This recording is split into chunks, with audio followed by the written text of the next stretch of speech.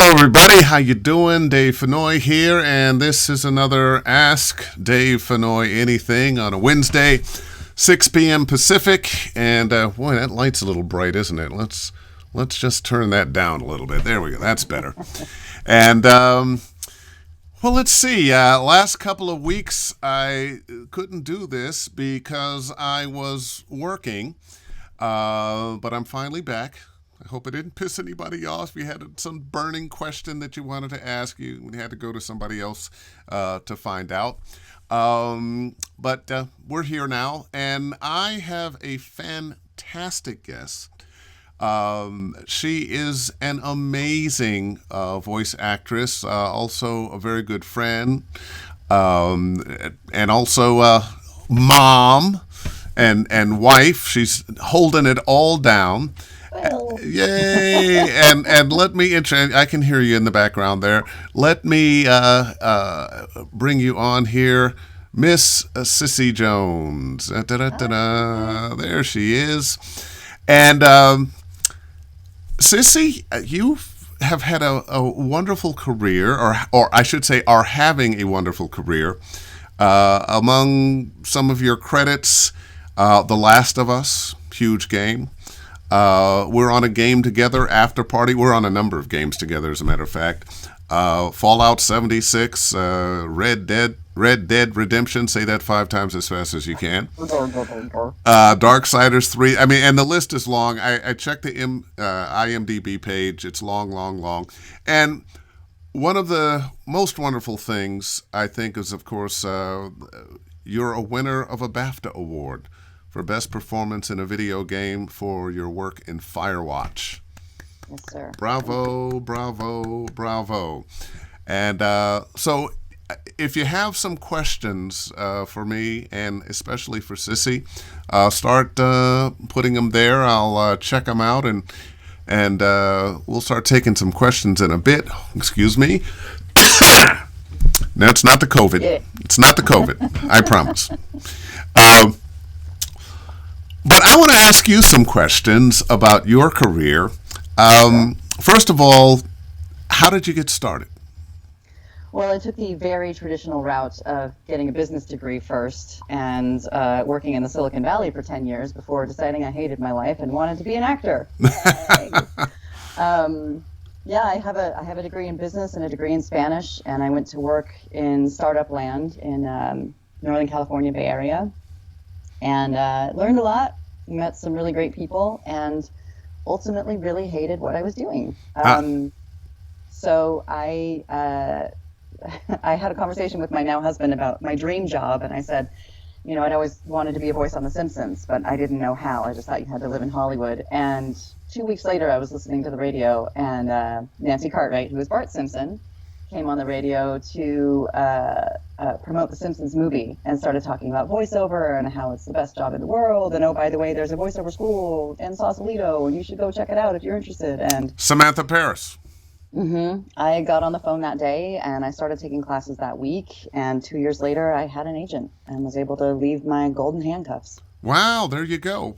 Well, congratulations. And the rest is history. But I have some more questions for you. Now, like me, most people know you for video games, but like me, you do other things as well. So what kinds of other work do you do? I'm really lucky. I work in almost all the areas of voiceover. I work in animation. I'm on a couple of shows right now, Owl House on Disney and Cleopatra in Space, and the new Superman, Man of Tomorrow that's coming out. I work in promos. I work in commercials, a lot in commercials.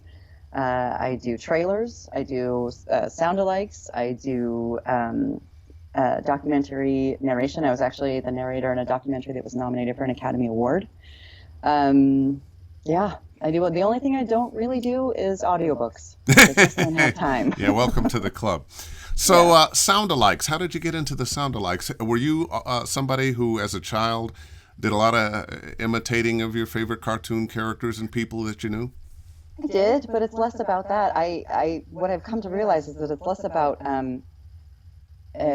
mimicry and more being able to sit in the person's sound and recreate their speech patterns, right? Yeah. So it's less like saying, their catchphrase and more actually embodying the person. So a couple of years ago, I had an audition to do Charlize Theron's sound-alike for a movie trailer, because oftentimes they have to create, a story. Been there, done that. And they don't want to bring in the celebrity to re-record a line from the movie if it's got like a swear word in it or something like that. So they will find a workaday voice actor who sounds like the celebrity to come in and do that. And I remember recording it and being like, this is awful. I don't sound anything like her. And then I was her sound-alike for like 5 years. And I still audition for hers all the time. So Wow. I have gotten, I used to get all the time, you sound like Barack Obama. I never got it. I did do a couple of jobs that I thought I was terrible at, but people still tell me that. Oh, you remind me of Barack Obama.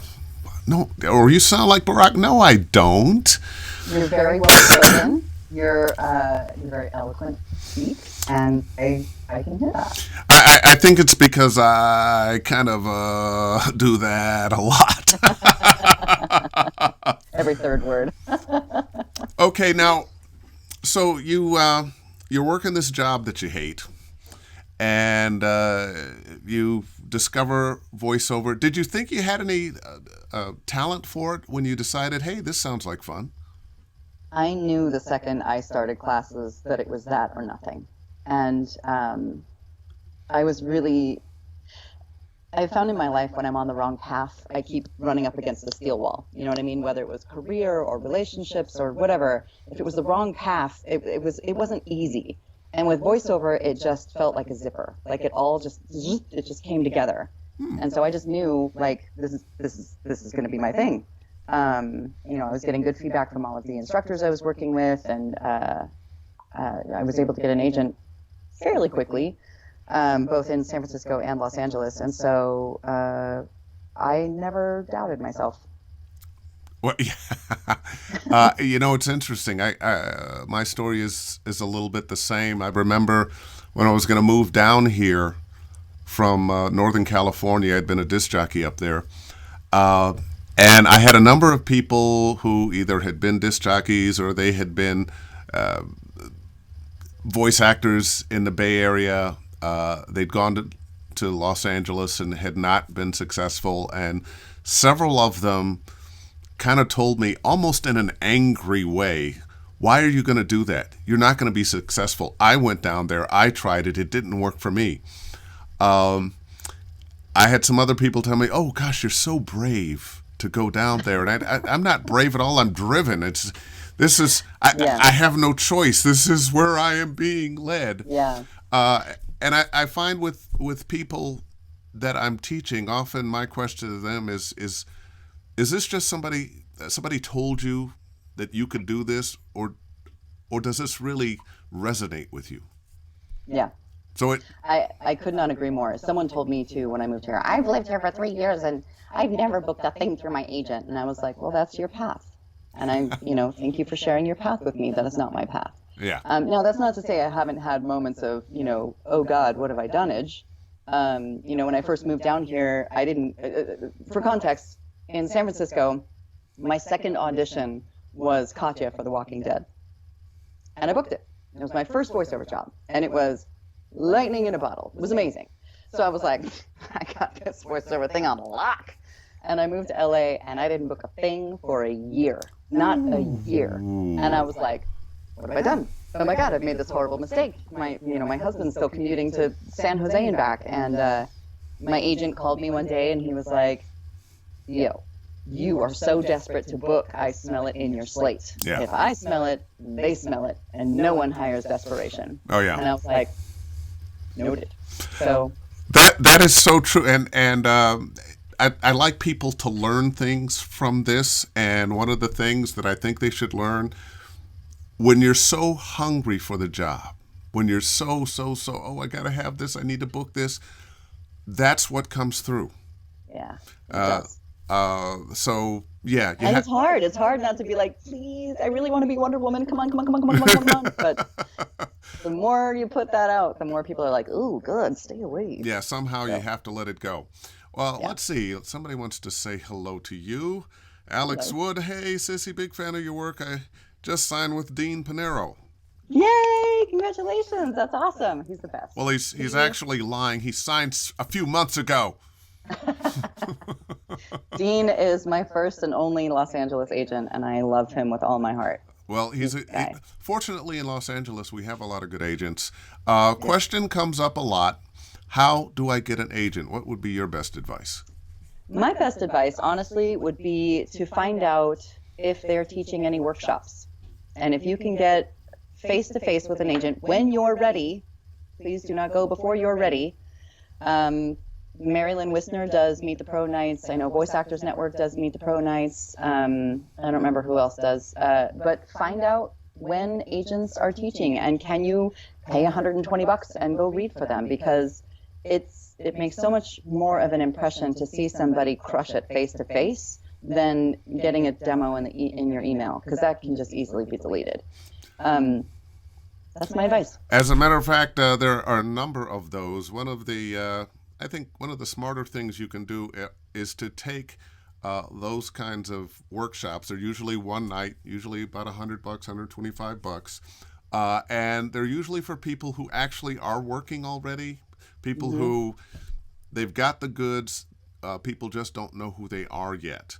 And sometimes it's a Disney casting director for somebody else.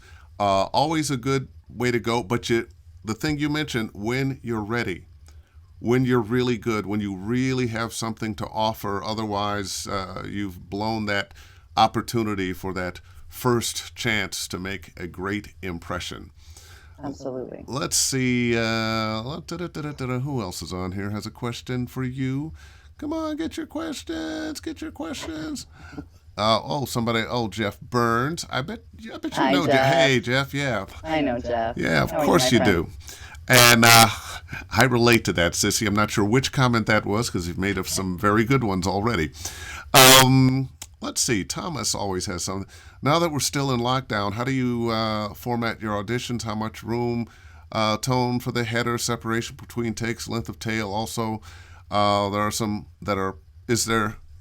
There are some that processing is okay and some that don't want any processing. What's the deal on that? That's a lot. Yeah. I have a booth down in my house. I don't usually record a lot of room tone. I just go with what's there because I know it's pretty well suited. A lot of auditions nowadays are not asking for slates. They're asking specifically that you do not slate. So that depends. And then I usually give about a second in between my slate and when I start the script, and in between scenes. Please do not shop your auditions on top of one another because it makes it impossible to listen to.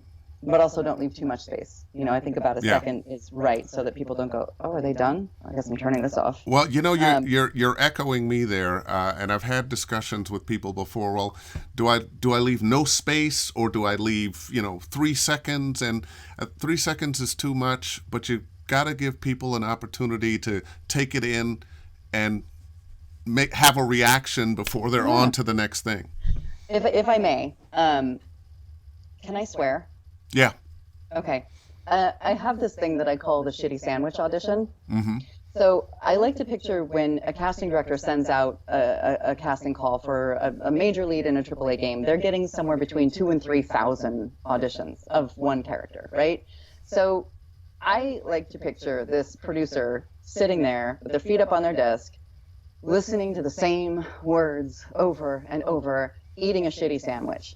And something in my audition has to make them put their shitty sandwich down and be like, wait, who was that? What did she just do? I need to listen to this again. I need to write that down. Mm-hmm. So do a shitty sandwich audition. Well, you know what? I think that's good advice, but you also have to be careful. And not to overdo it. Well, not to overdo it, and not to make that your intention to, I always want to do something different. Right, but different can be a different acting choice. It can Yes. be getting intimate instead of, Yeah. talking in a normal volume. It can be yawning your way into a Yeah. line or laughing your way into a line. I think the more realistic and the more you create the story in your mind, block that story out in your mind. What are you reacting to? So often, I think we just see the line. I'm supposed to be angry, and so I do this loud, angry thing. And guess what? Everybody's doing that loud, angry thing. Um, Find another way that makes sense. Find another way that you are making a believable character, but a choice that it shows the character, but it's not just what everybody else is going to do. Yeah, it has to be believable and thought out and intentioned. You know, you can't just get mad to be mad. There has to Yeah. be a reason that you're mad. Yeah. Let's see. Michael, again, do you use soundboards for voice matching, mimicking, recording snippets of the person's voice and comparing your sound with theirs, or a different method? If we're lucky, if we get a clip from the producer of what they're looking for, yep, I'll listen to that 15 times, and then I'll often just set my rig to record, and I'll listen to the line and just keep my eyes closed and just repeat the music. Like it's not. It's just finding the musicality of a person's voice. If we don't get a clip that they want us to voice match, I'll go find interviews of them on Fallon or whatever, some way that I can see how their mouth moves, if they have anything funny that they do with their teeth or their lips or something, or like how they even hold their neck. Is it like really tense when they're talking? It depends on how much time I have. Sometimes they're like, we need this back in 10 minutes. So. And I've noticed that you're doing that more and more and more often. You teach like I do, and sometimes you've got a student, and then you go check your email, and we need this back 10 minutes ago. Yep. Well, when did you send it? 10 minutes before that? They're usually not that bad, but you know what I Not mean. far off. Not Yep. far off. I've got a question for you. I think some people want to know what's your home studio setup? So I used to have a whisper room, and then I had a kid. So now I have a closet that I've decked out with sound panels that we ordered from this place in Illinois. And I have a Sennheiser 416 shotgun, a Scarlett Focusrite preamp. I use my MacBook Air and Twisted Wave to record. I just installed a screen that I can move up and down depending on if I'm standing or sitting, and a little like podium that I can also move up and down if I'm standing or sitting. It's cozy. It's real hot. So basically, you have a pretty inexpensive setup. It's all really good equipment, but not necessarily the most expensive stuff in the world. That 416, the LA voiceover mic, that Scarlett preamp, not the most expensive, but a very good one. Yep. And you're in a closet. Now, are there clothes in the closet too, or just the boards? Just the boards. Just the boards. So you have enough room in there. And so what would you say you spent to set that up? Bearing in mind that the microphone itself is $1,000, probably $3,000 all in, not including my computer. Yeah, well, everybody's got a computer, so we're all. I think I spent maybe 12 to 1,500 on the panels, 1,000 on the mic, $250 on the preamp, so $5 on Twisted Wave. So you're recording. You said $5 on Twisted Wave. So you use it. I was going to be asked that. What do you use to record Twisted Wave? And you're doing that into your iPad then. My phone. I'm sorry, my computer. Your computer. Okay. Well, that's I do have a mobile rig. I have a little Shure MV88 microphone for when we're actually able to go places. That just plugs straight into. Haven't been any place in a while. I know. It's been a minute, but I usually keep that microphone with my iPad in my car, and I can't tell you the number of times I've had to pull over into a neighborhood and rattle out an audition or a sound-alike or whatever. I've done sessions from Australia on this little microphone that's this big, and it works great. Okay. Now, in your studio setup, can you work from your studio setup? Yes. You've got Source Connect or Connection Yes, I Open? do Or have Source Connect. I okay. have Skype. I have a dedicated phone number. Um, I don't have ISDN, but that's because they're just trying to phase it out, and Well, it's like there's no $3,000 a point. month. I I had ISDN for 20 something years. The TV promo people were the first to use it, and I used to do a lot of TV promos. So I got it, used it. That piece of equipment, the Telos Zephyr, was $5,000 at the time, and the phone line. It used to be about $50 a month when I first started, and it went up to about 150, and I stopped using it because if you're grandfathered in, you can still use it. I got a bill for $800 for a month, and I called them up and said, "Well, first of all, I'm not paying this, Hmm. and secondly, we're done." Hmm. Uh, Which is exactly what they want. yeah, They don't want to service old technology anymore. So yeah. I tried to see if we could get it installed in my house when we moved in, and it was $3,000 a month. And I was like, cool, no. Well, the phone company is not training anybody else to do ISDN. So anybody trying to get started and you see somebody selling a Telos Zephyr for next to nothing, it's not a deal. It's not a Nope. deal. Oh, let's see. Stephanie, what do you have to say? Hey, Dave, long time no see. LOL. Cissy, great advice and great story. Curious what you recommend to stay relevant once you've been in the biz for a little while, or how do you get noticed more? Good Great question. question. A lot of things. I am constantly training. I have my coaches that I love and I go to, and if I feel like I'm not learning with them, I find new coaches. I am always listening to what's going on. You know, I'm a terrible gamer, so in terms of games, I watch playthroughs. Although I did play After Party Dave, and you were amazing. Oh, At thank you. was So kind of you to say. so good, Luke. Um, but I always listen to what's happening. I try to kind of absorb, you know, what's going on, what's happening with commercials, and what's happening with animation, and you know all this other stuff too.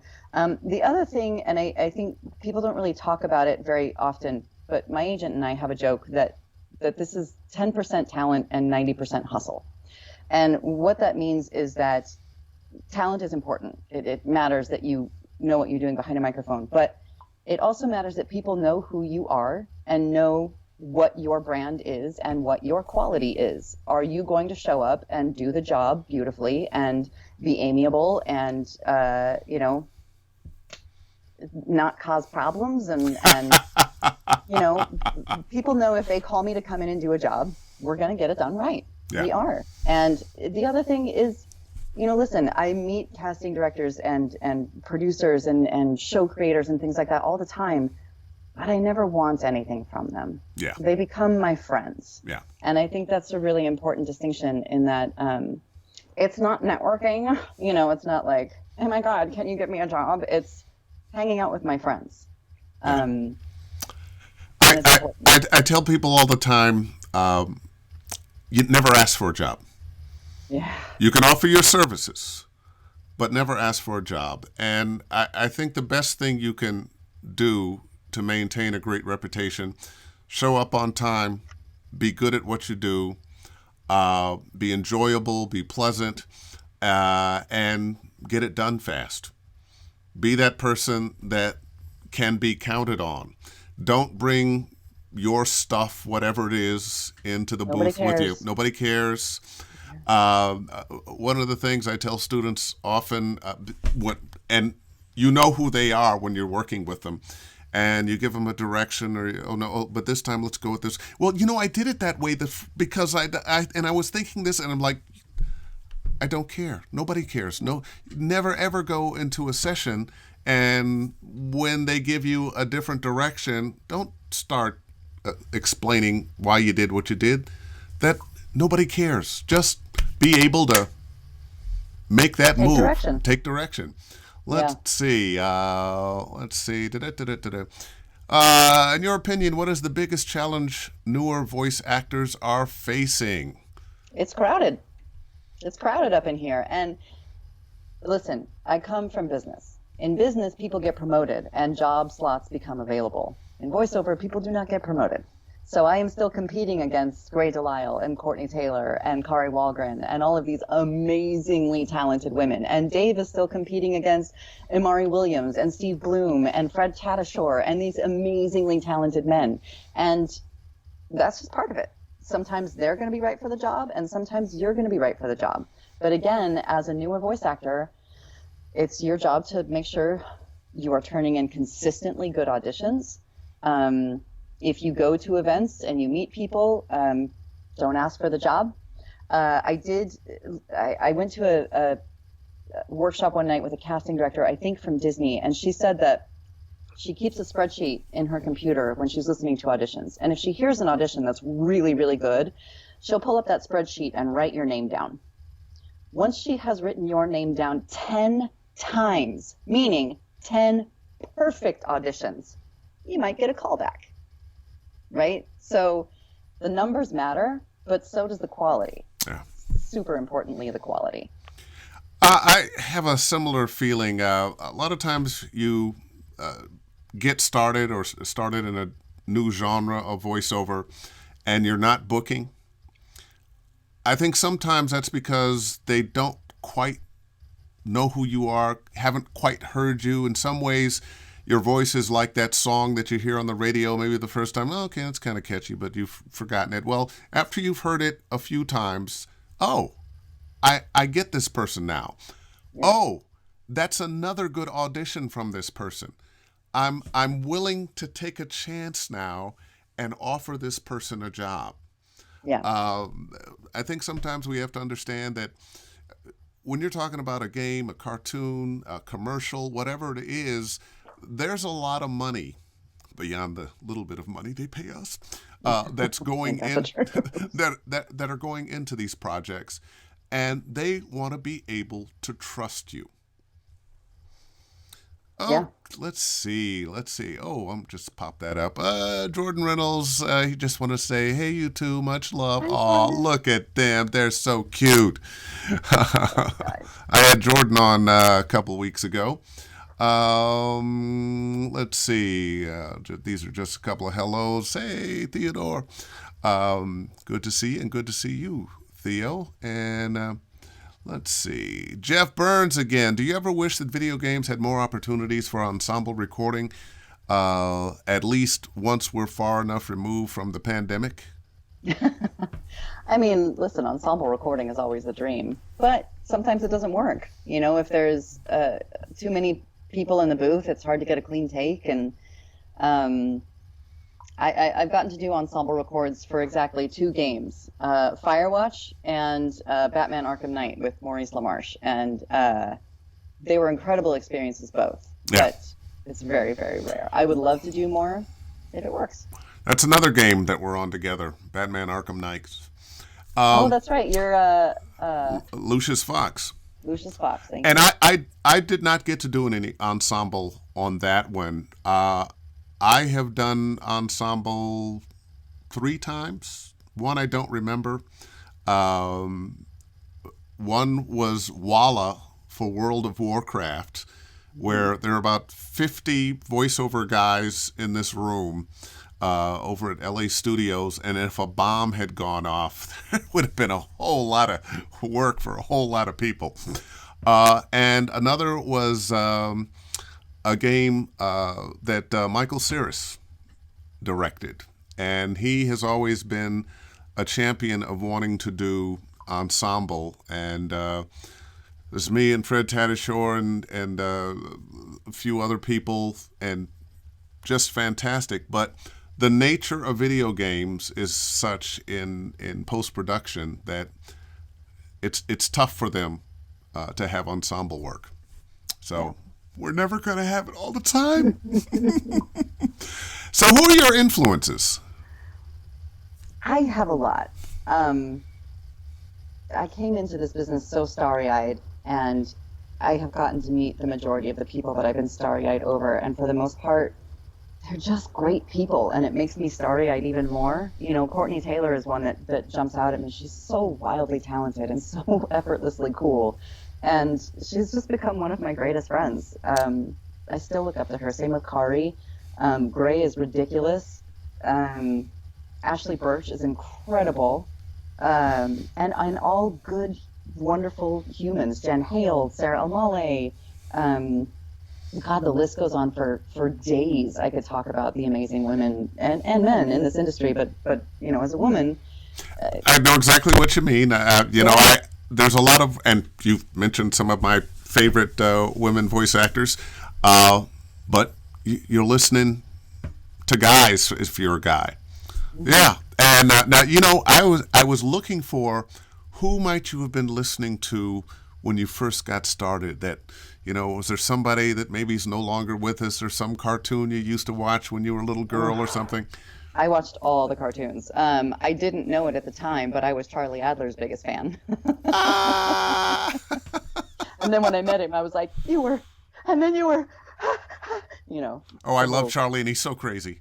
So I love him dearly. I haven't seen him in a while. The last time I saw him, I think it was about a year ago, and I ran into him at a restaurant, and I just we ended up having lunch. It was a good old time.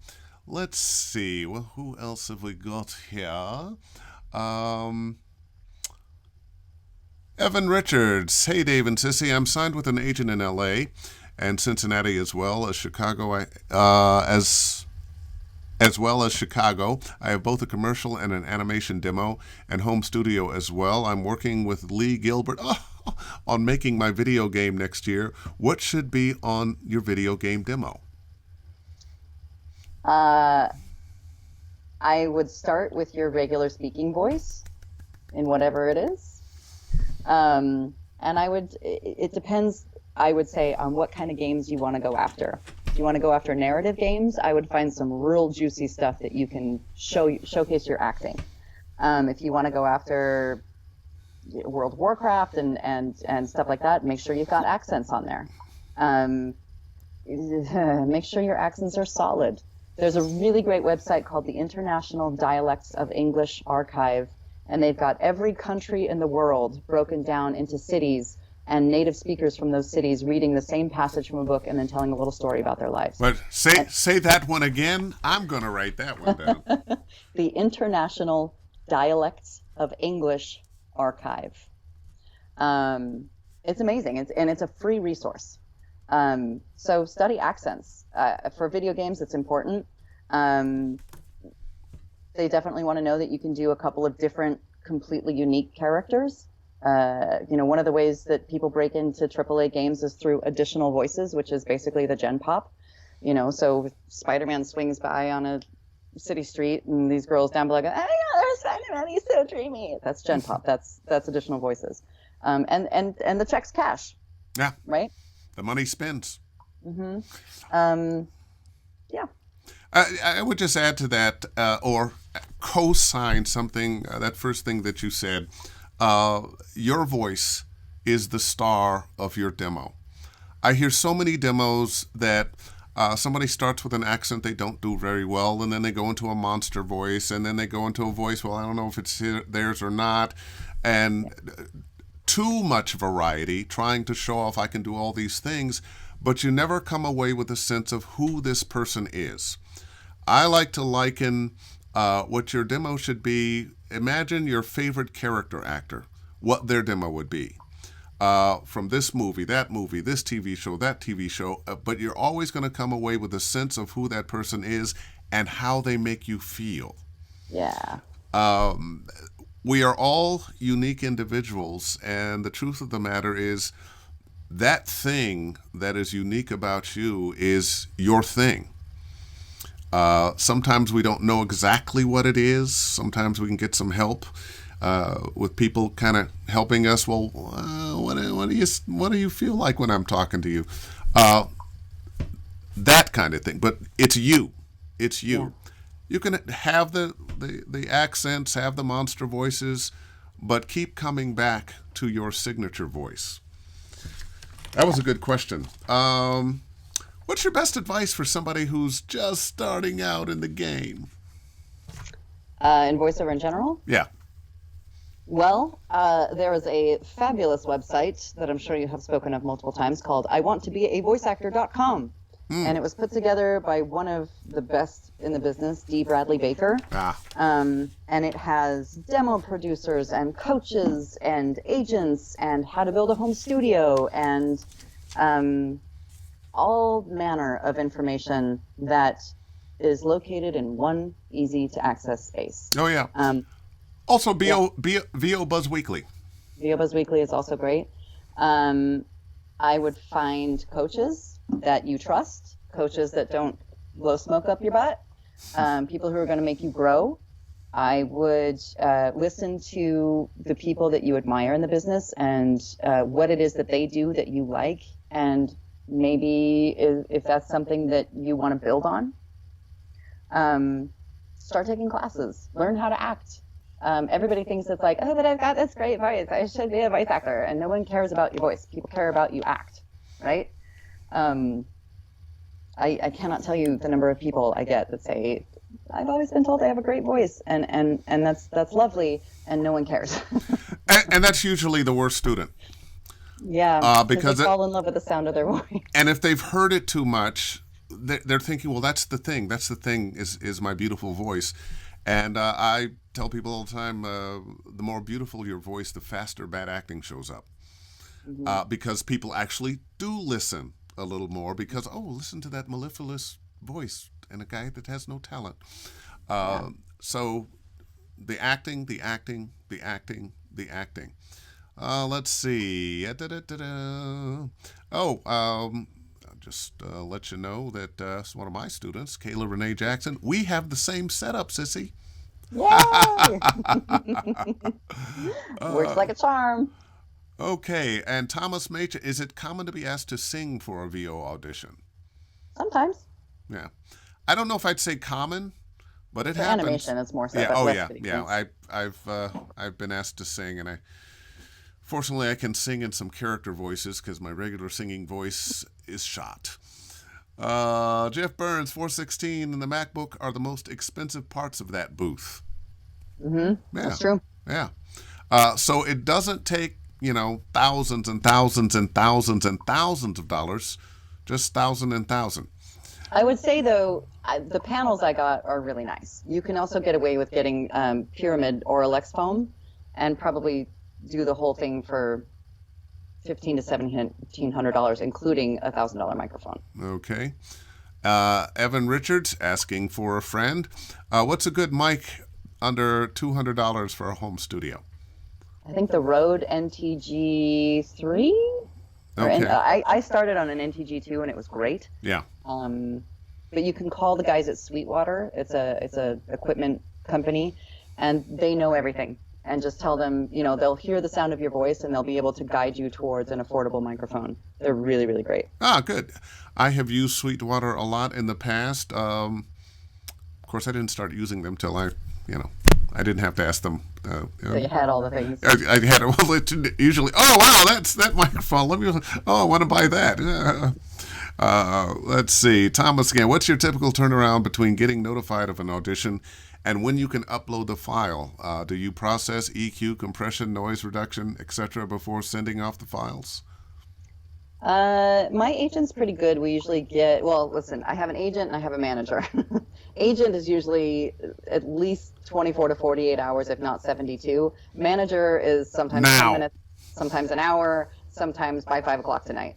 It just depends on the project. And every now and then I'll get a same day from my agent, but it's not common. I do EQ. And I do a small amount of compression, and then I normalize it so that it's not all over the place and send it out. I try not to spend too much time on it. Now, do you EQ after the fact, or do you have a setup that you like? That's a great question. Pull up my Twisted Wave right now, Dave, is what I'm going to do.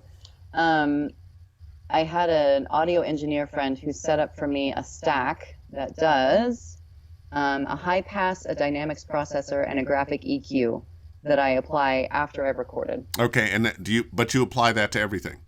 Mm-hmm. Okay, yeah. And you could actually have that in front so that you're recording into it and it should come out the same, but No, I understand. I didn't know that. Okay.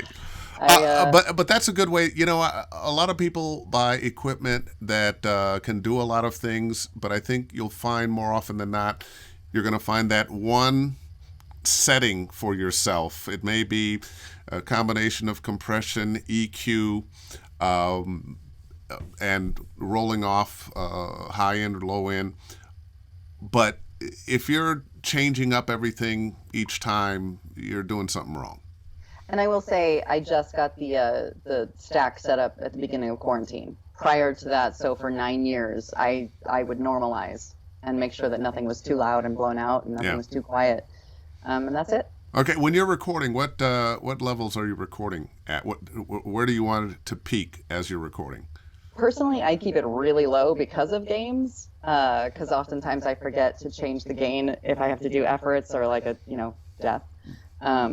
And I record enough at home right now that I just keep it low, Yeah. and then that way I can always bump it up when I need to. It's interesting since we've been on quarantine, and a lot of the game work has, they want to record from your house. Matter of fact, last week was my first session out in a while. I had another one today at the same location.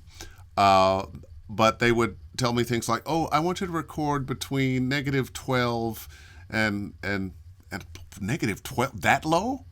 Yeah. I'm usually trying to hit between -6 and -3, which I still think is the best for commercials, promos, that kind of thing. But I understand with the games because the dynamic range Yeah. is so wide. I was teaching a class in London, and they hired a studio that did a lot of music. Drove that engineer nuts. He's used to, okay, the drums are this, the guitar's this, I've got everything set. Okay, you guys play. Oh, no, whoa, I'm going up here. Oh, compression. You want to know the best way to make a best friend out of an engineer for life? Tell them, hey, I'm going to get a little hot on this one. Yeah, yeah. So they know to turn the game down. Too true, too true. All right. Yvette Lee, hi, Dave and Cissy, is a young or newbie. What does a female need to do to get into video games, animation, and more? What should one study? Is it better to have an agent as a new VO? It's always better to have an agent. I mean, yeah, having an agent is the source for the goods. I think it's the same. It's making sure that you've got good acting, you've got coaches that you trust, you get demos produced that you like. Don't skimp out on your demos, because getting a cheap demo just means you're going to have to spend more money to get a better one. The one thing I will say as a woman in voiceover, particularly in games, I often forget that, if you're in a movie, it's 2 hours, 3 hours maybe. If you're in a television show, it's 30 to 60 minutes once a week, or maybe a binge. But in a game, it is hundreds of hours, or has the potential to be hundreds of hours. And so one of the things we, particularly as women, have to be careful of is that even if the character is written really angry, we're not a super bitch. Even if the character is written really whiny, we're not super whiny all the time, because it just doesn't work. It's going to wear. And, it'll wear on the player. It'll wear on the It player. will, and even with guys, I mean, if you have a guy coming in, he's just angry the whole time, no one wants to listen to that for 200 hours. The thing that I have found that works for me is finding different levels of emotion to bring to different characters. As long as you can access your emotion and make it accessible and believable, people want that, especially now. Games are becoming more and more realistic. They want more grounded performances. They want to know that if they need to give you a super heavy scene, you can carry it. So that's not necessarily just for women, but I think it's important for everybody. Let me ask you this. What do you think the biggest mistake voice actors make as they're trying to get their skills together?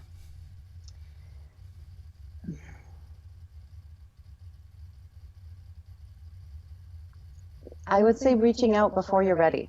Okay. Don't get an intro to an agent if you're not ready. Don't go to these workshops, if you're not ready, because these guys and gals hear hundreds of people every week, if not, if not more. And you owe it to yourself to shine when you get in front of them. You want to shine.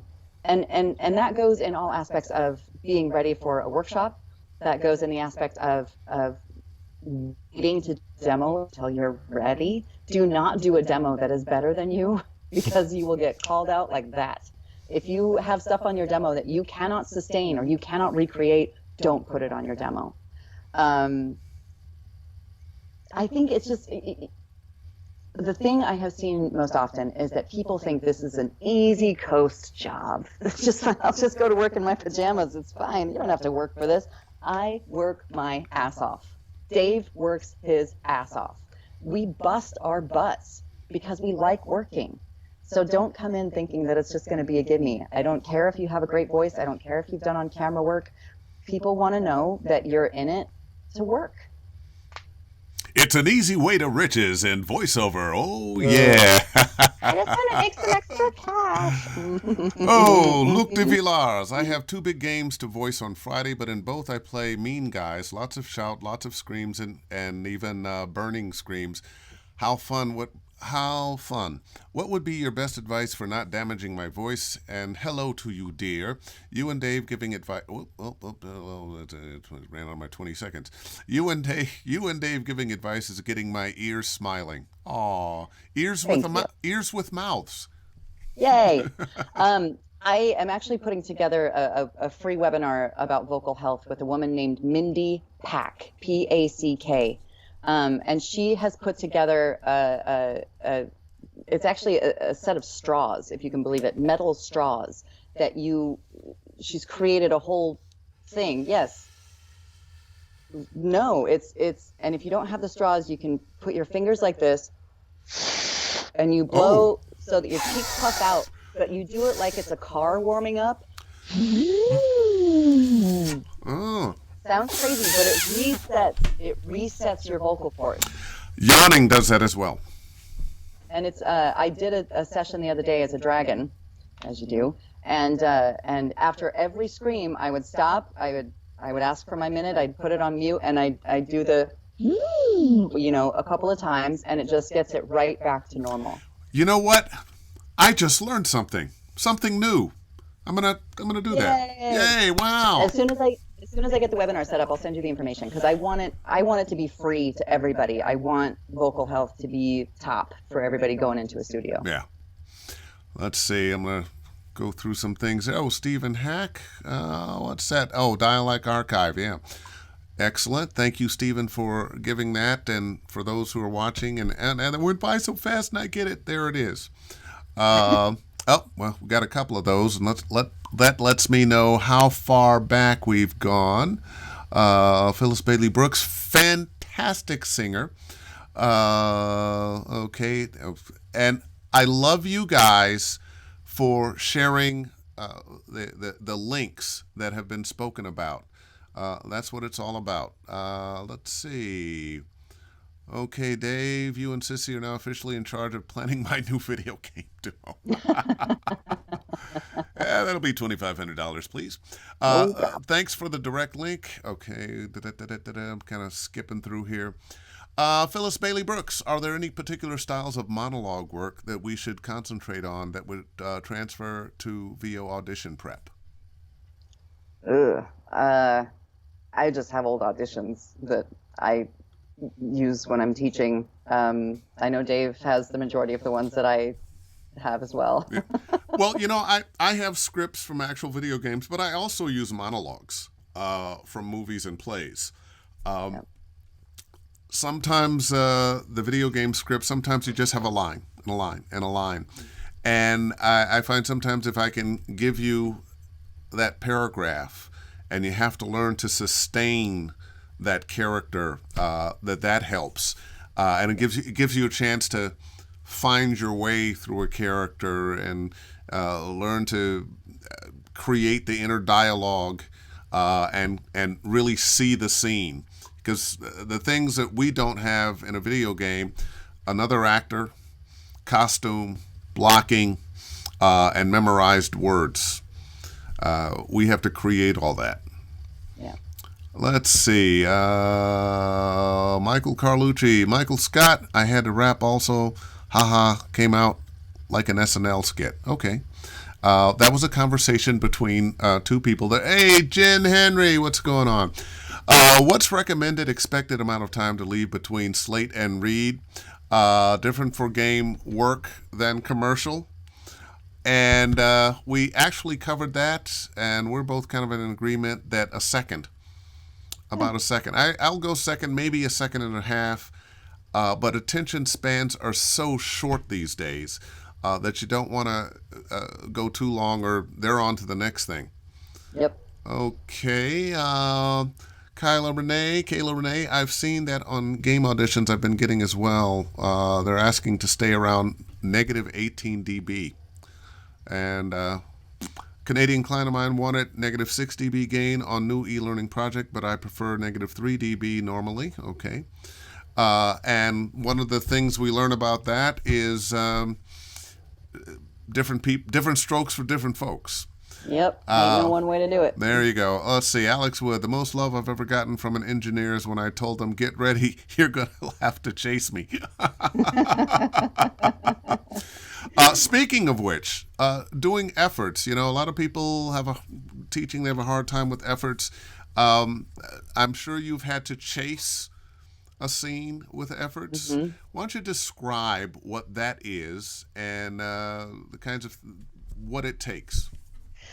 So it's mostly I've done chasing a scene in animated shows. I haven't really done it much in a video game. Mm-hmm. But basically, you go in and you record the main lines for a character, and then they plug it into the show, and then they do the actual action of the scene. And so it could be that your character's running, and then she hits a tree, and then, whoa, look out for that whatever that's flying by, and then you got to jump over the thing. And so you have to add in all of those extra sounds as the character's moving to make it real. Yeah, okay. There you go. I'm finding more and more in video games, and it's probably because I'm a guy in a lot of action, that dialogue, they've gotten you doing some oomphs and ums and but now you're jumping out of a plane, you're landing here, you're rolling, you hit, you get up, you're in the middle of a fight, and you want to choreograph what the hits are. So you're watching the scene, and given the sounds that this character would make, it's a whole new brand of fun. It is. Let's see, Thea, how long do you usually have to work on a character for an audition? How long does it take before you can really inhabit a role? Good question. I think each one's different. If it's someone that's pretty close to me, it's not that hard. If it's a character that is a bit more of a stretch for me, I take my time. I do a little bit of research. I can't, if it's an older person, I kind of get in the physicality of it and make sure it's something I can sustain. I like to try to do my work ahead of time and keep the takes to a minimum because burnout is real. So what I try to do, and I don't always succeed, but I try to roll on a cold take, and then once I've got my mouth around it, roll again on a second take, stop, listen back, redirect myself, roll a third take, and be done. Doesn't always work, but it saves a lot of sanity. If I were going to answer that question, I would say it varies. It varies. One, how much interest I have in that particular character. I think you're always going to find that there's some roles that you really want more than others. And how deep the character is. Yeah. If you're just playing the usual bad guy, okay, I'm going to do my usual bad guy thing, and now I'm going to find those things that make him a little bit special. But sometimes we're getting some characters that are very deep, complicated, and you want to really spend some time finding the handle on those characters. Let's see. Yeah, if I get run, grenade, take cover, I don't spend a lot of time on that. Yeah. The amount of time spent goes down exponentially per exclamation point. Oh, yeah. Well, let's see. Keith Hammer, this is not a joke, but I have but have you heard if smoking marijuana helps or hurts your voice? I don't know. Let me know. Okay. Well, I do know, and yeah, it can hurt your voice, and definitely if you're trying to work while high. I would not suggest that for any number of reasons. Okay. Luc de Villar. By the way, Luc is in France. Oh, hi, Luke. Thank you for being here. Well, smoking in general might not help your voice and throat in any way. And the thing is, you need your lungs working in top-notch levels. Smoke will not be helpful for that either. That I also agree with. Although, people used to smoke. Guys used to smoke to get that gravelly thing. I need some texture in my voice. And then they got the texture, and it was cancer they were coughing up. Right. And then that goes out of style in your SOL. Oh, and it is out of style. Well, there's, you know what? There's still some tech. We're getting down to the end of it here. I got one question. What's the worst mistake you ever made? I have been thinking about this all hour. When I moved to LA, and it took me forever to book, and I finally, shook myself out of whatever it was I was in. I booked the role of a local grocery store, Ralph's, and I was the voice of Ralph's for 8 years. And, I was really, really excited about it. It was the game changer that made moving to LA worth it. And I went to an event, and my producers were always talking about this other guy that they'd worked with on this other voice actor and how great he was and everything.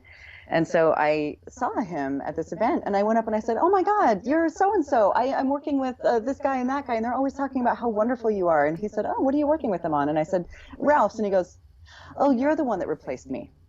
And I was like, "Oh my God, no, they told me you were still, I'm so sorry." I didn't. Oh boy. Yeah, I was so young and so dumb, and I.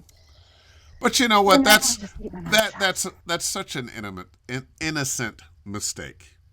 I felt like such an idiot. I was thinking of things that you might have been career ruiners that somehow you got away with. I think mine was. No, I saved that for the Silicon Valley. Yeah. I think mine was my first demo. It was so terrible. And part of the reason I asked you the question, and I mentioned that my first demo was so awful, is that, in life you're going to make mistakes. None of us are perfect. I think what you need more than anything else is to consistently show up on time, give it your best. Don't be a pain in the butt for people. And hey, that hour is just about up. And Cissy, you have been marvelous. Thank you, Dave. So much great advice. I know a lot. I've been doing this for 30 years, but I learned a couple things here from you, and I so appreciate you and the friend that you are and the talent you have. I remember we were on a panel, I think in VO Atlanta, when you disclosed that your very first job was on the Walking Dead game.